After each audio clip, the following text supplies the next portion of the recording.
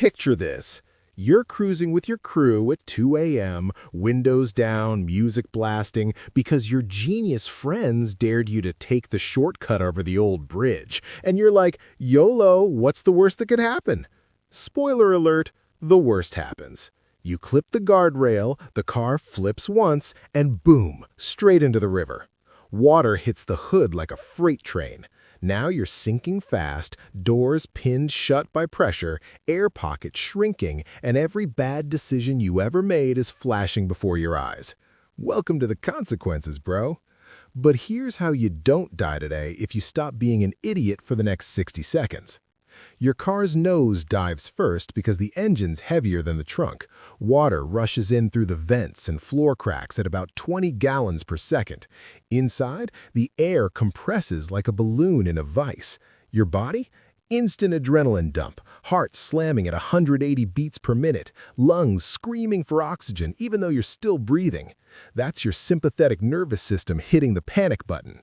Blood flow redirects to your big muscles, leaving your brain foggy in under 30 seconds. Fun fact, ironically, the average person in this situation lasts about 90 seconds before hypoxia turns your thoughts into mush.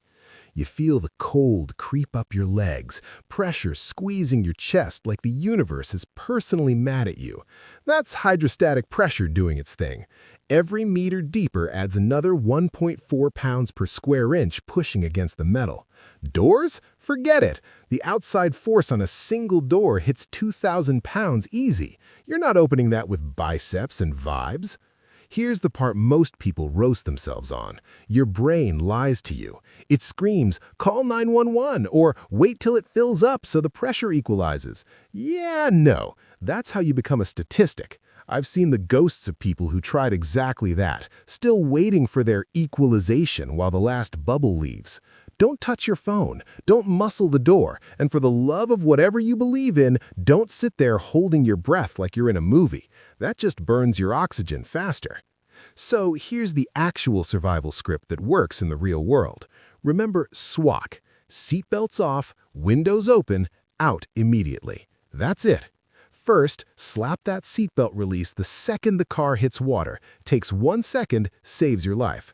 Next, windows. Power windows still work for about 10 to 15 seconds before the electrics short. Roll them down now while the car is still half floating. Rear side window first if you can, because it stays above the waterline longer than the front ones. Water hasn't reached the bottom of the glass yet? You can still break it easy. No fancy tool? Use your headrest. Yank it out, metal poles first, and stab the corner of the window. Tempered glass shatters into pebbles, not shards.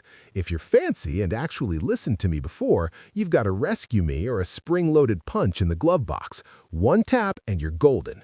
Climb out head first, push the kids or whoever's with you out oldest to youngest. Don't be a hero and go last.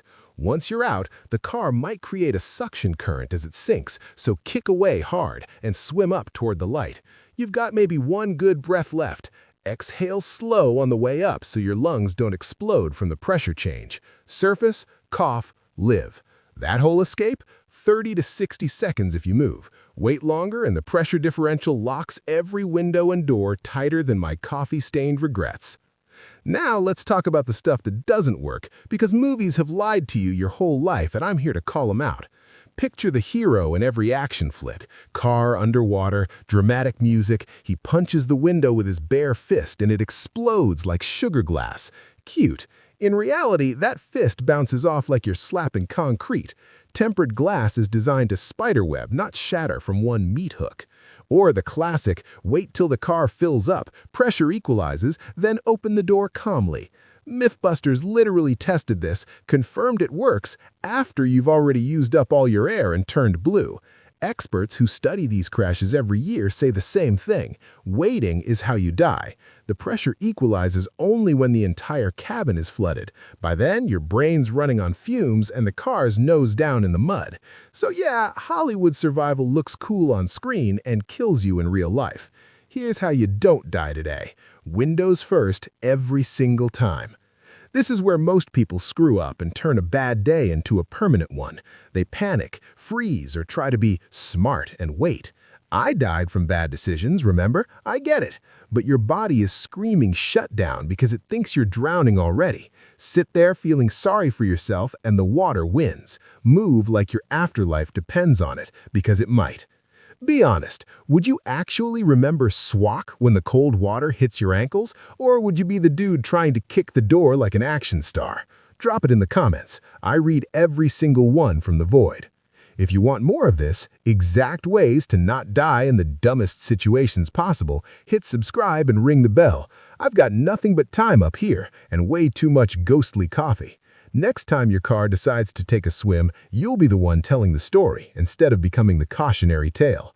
I'll be here, watching, sipping my eternal latte, because unlike you, I already lost the survival game, and I've got nothing but time. Don't join me too soon, bro.